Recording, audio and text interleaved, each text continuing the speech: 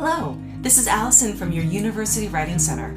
Today, let's go over how to properly punctuate quotations. You may already know that we put quotation marks around any exact words we share in a paper from a source. But knowing how to introduce and punctuate quotations is important. First, remember that quotation marks come in pairs. So how do we introduce a quotation? With a signal phrase to identify the quotation's source. When you add a signal phrase, you will need to place it correctly and punctuate it. It can be placed before or after the quotation. Signal phrases belong outside the quotation marks. It's not part of the direct quote. Usually, when the signal phrase comes first, we use a comma before the quote.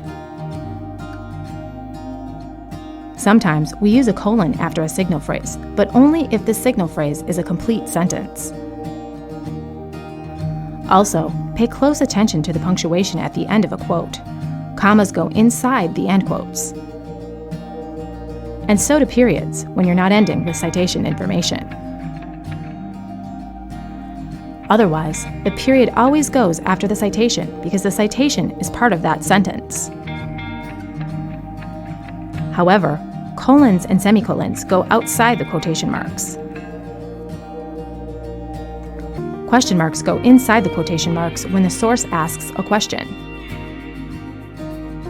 But they go outside the quotation marks when you ask the question. Sometimes your source will quote a source of its own.